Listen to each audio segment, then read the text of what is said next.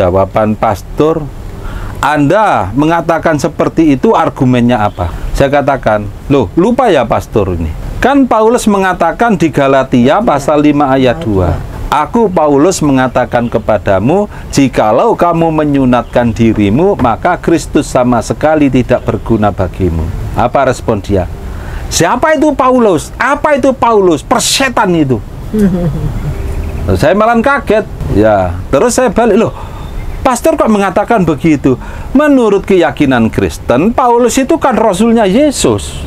Kok Anda menolak? Dan apa yang dikatakan oleh Paulus itu kan masuk dalam bagian kitab suci Anda. Kok Anda menolak? Apa jawabannya? Pokoknya sunat itu higienis dan menyehatkan. Saya sarankan pemuda Kristen sunat. Dan ternyata apa?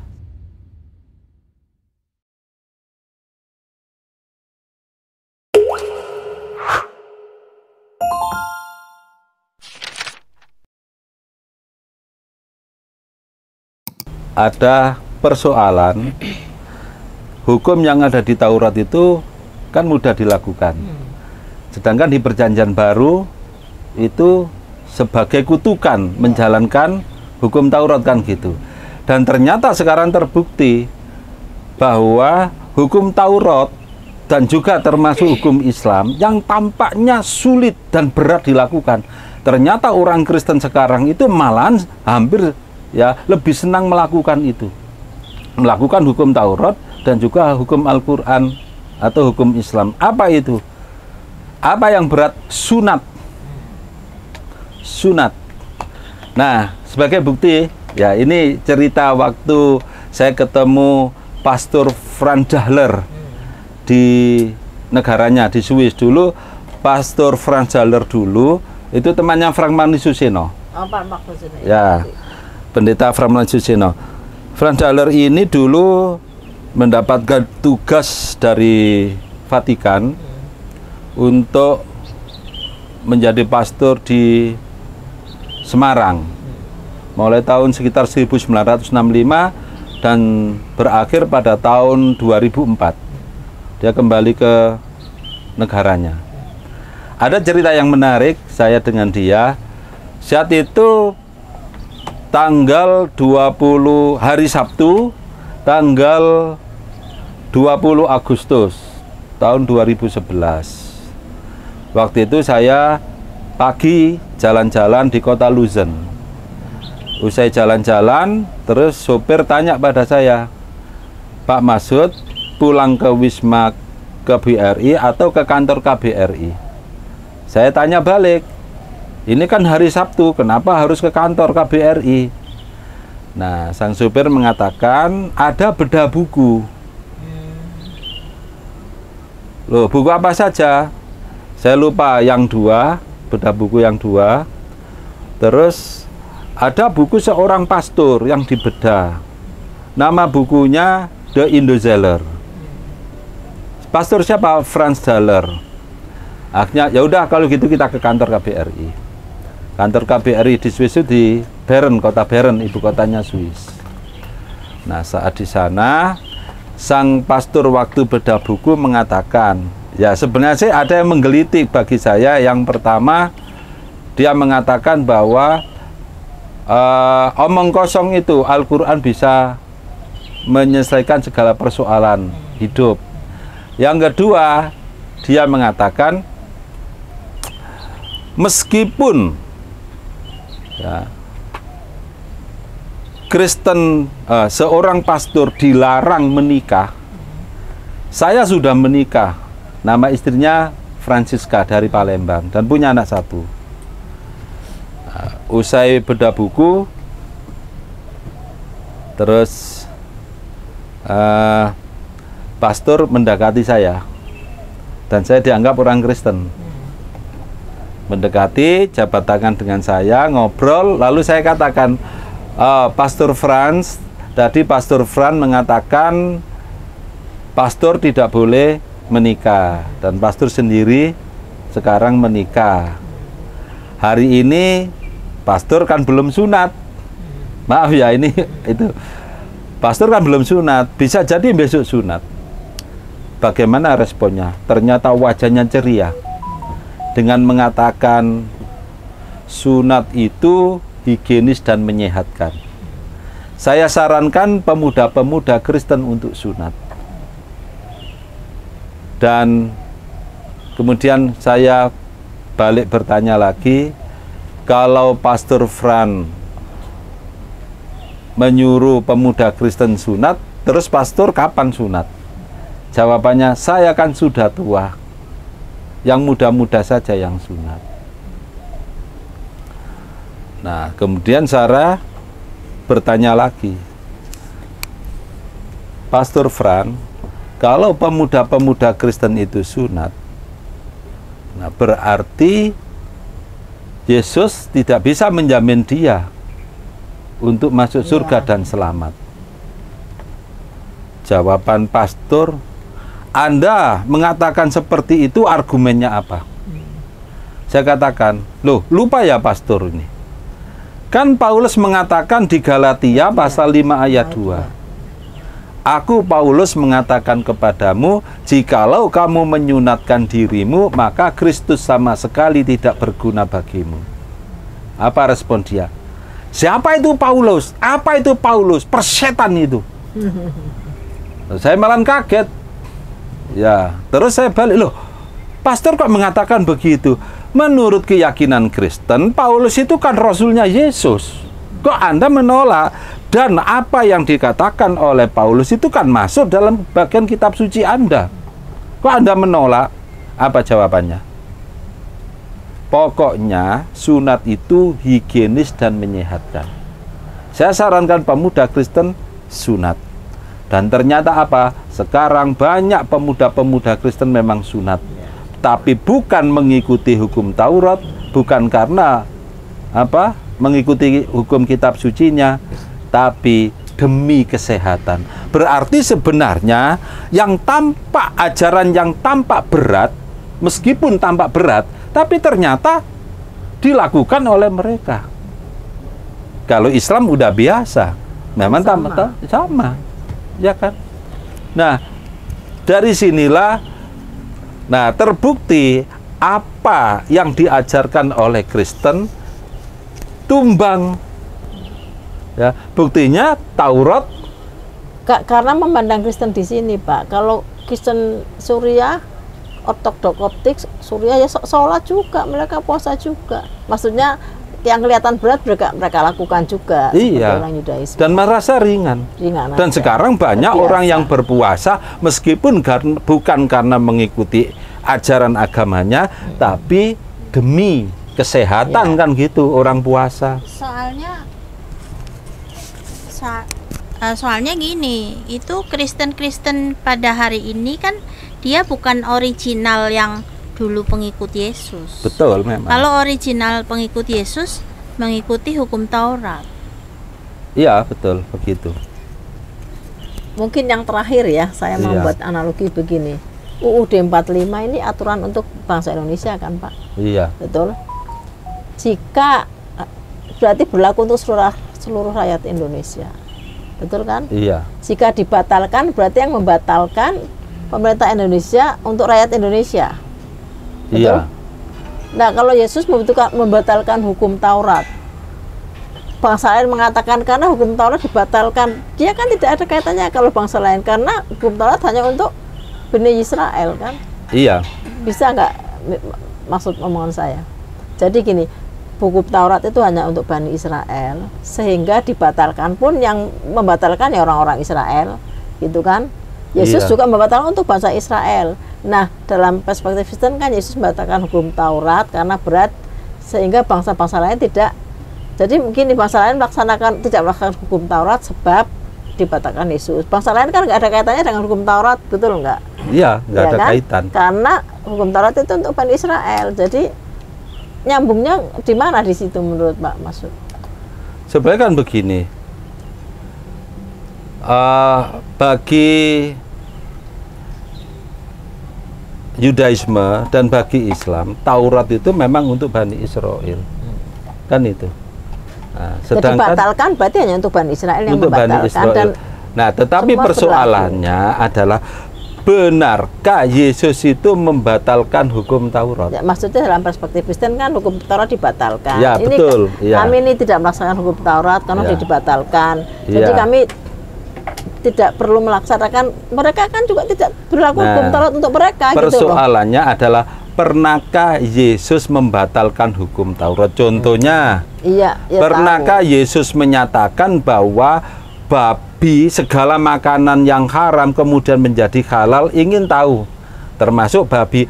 Coba tolong buktikan orang-orang Kristen ya di kitab sucimu Yesus pernah makan babi. Ingin tahu saya, katanya kan sudah dibatalkan.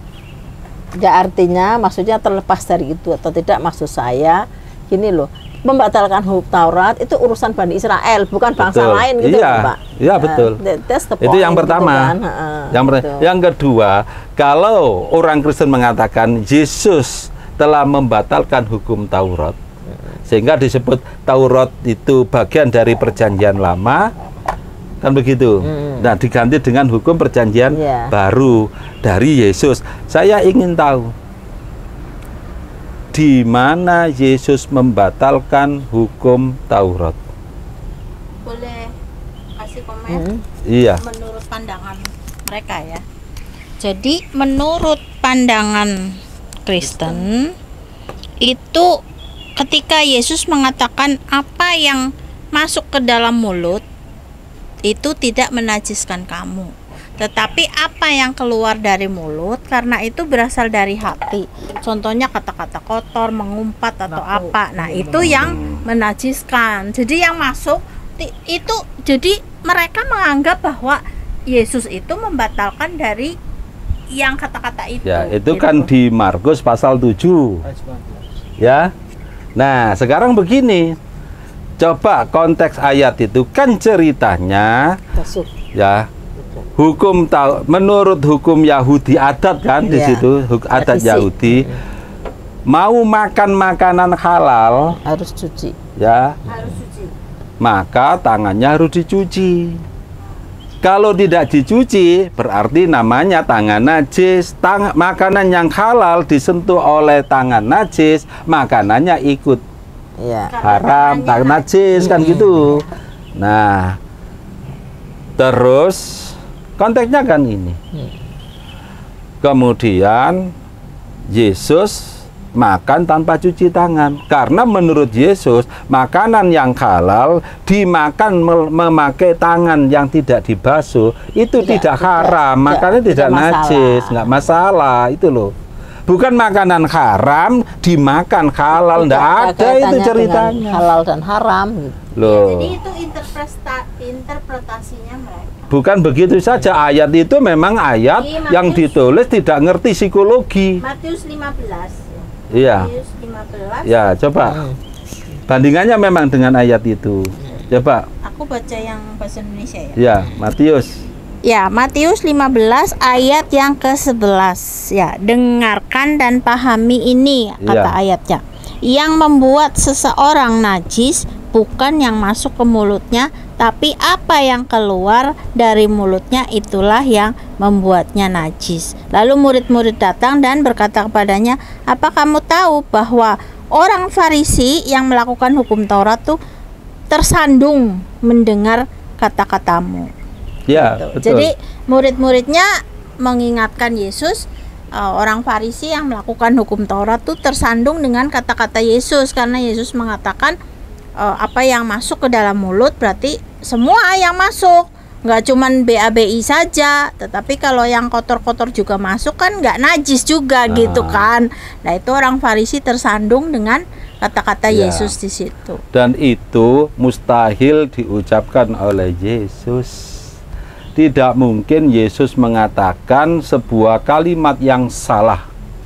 Contohnya, segala dari luar masuk ke dalam mulut, berarti air comberan, baygon, Ya, semua semua ya, tidak semuanya najis. tidak najis, boleh diminum, boleh dimakan, segala sesuatu. Berarti batu bata, batako, segala sesuatu dari luar kan, boleh Masuk ke dimakan, racun boleh dimakan. daging manusia kayak yang dimakan itu loh. Iya. Yang apa? Jadi boleh. Ya makanya nggak usah heran di Tomohon itu makanan apa saja ekstrim itu.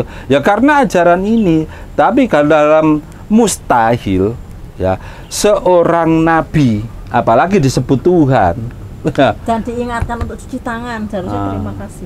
Iya, mengajarkan sesuatu yang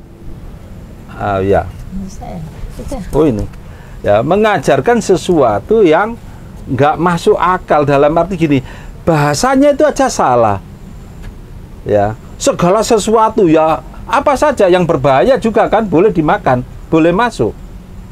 Dan mungkin cuci tangan ini kan sesuatu yang baik ya. Sesuatu. Iya. Tapi apa yang? Ya apa yang berarti apa saja. Apa saja toh? Kan sama. Nah, segala apa saja itu masuk. Nah, dari bahasa kesehatan, dari ilmu pengetahuan, baik kesehatan maupun psikologi, kalimat itu salah. Kalimat itu salah, segala sesuatu itu salah. Apalagi kemudian dari sisiologi yang Matius dan juga Markus, yang keluar dari manusia itulah yang menajiskan. Berarti manusia nggak punya nurani, nggak muncul kebenaran. Sebenarnya meskipun Allah tidak memberikan ajaran agama, ya kita tidak beragama gitu ya. Bagaimana mungkin bisa terjadi manusia sangat menyayangi anak-anaknya? Ya, karena di situ menurut Yesus ya maaf ya di Matius yang jahat yang keluar dari hati itu yang jahat. Seakan-akan manusia tidak ada kebaikannya, keluar hal-hal yang baiknya. Kan itu toh gitu. ayatnya itu. Coba itu dibaca oleh psikolog sama psikiater. Itu ayat orang yang nggak benar itu. Dan mustahil dalam pandangan Islam, Yesus adalah seorang utusan Allah, diberi bimbingan Allah, mengucapkan seperti itu mustahil.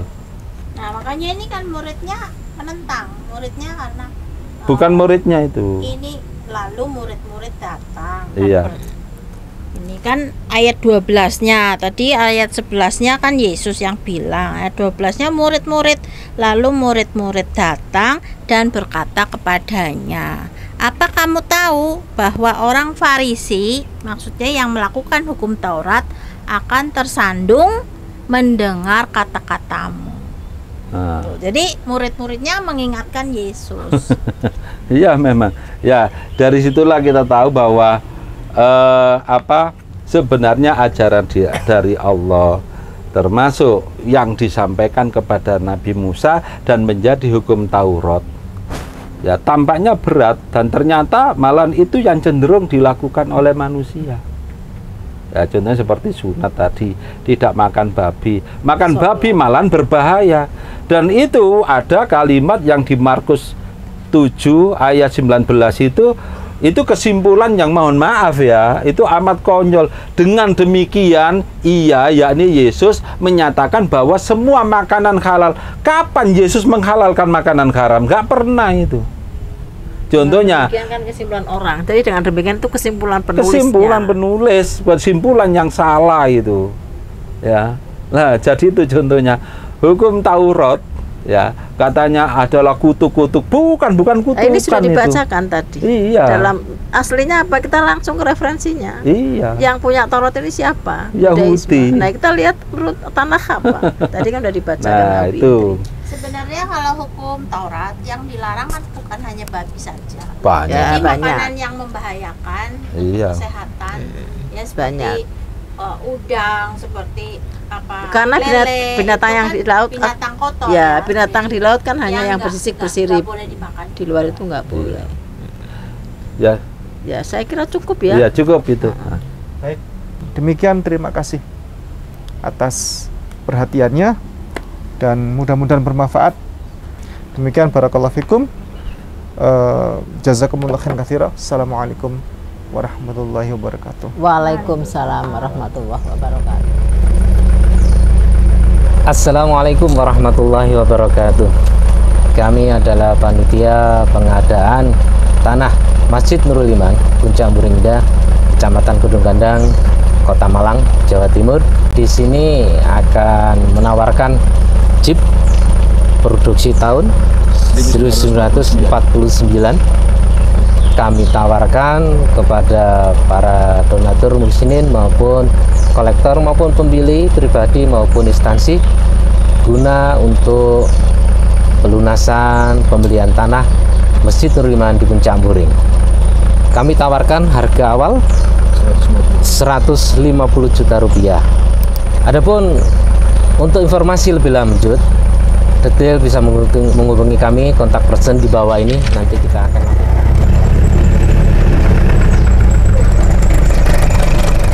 silakan menghubungi melalui WA, telepon, dan lain-lain. Kami bersedia untuk melayani Bapak Ibu muslimin muslimat maupun donatur kolektor untuk menanyakan perihal mobil Jeep ini, hadiah dari Muksinin untuk keperluan pembelian tanah Masjid Nurul Iman.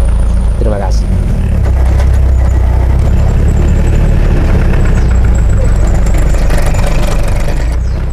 Saya ingin menjelaskan untuk spesifikasi engine. Engine yang terpasang adalah engine jenis 12R dari manufaktur Toyota dalam kondisi bagus dengan kapasitas 1586 cc dan kondisi semua dalam kondisi bagus, aki dalam kondisi bagus, radiator bagus, filter pun sudah bagus, semua sudah like, dan untuk kelistrikan pun juga dalam keadaan bagus, lampu semua menyala, klakson menyala semuanya. Secara umum bahwa kendaraan ini adalah kendaraan yang layak untuk dikendarai.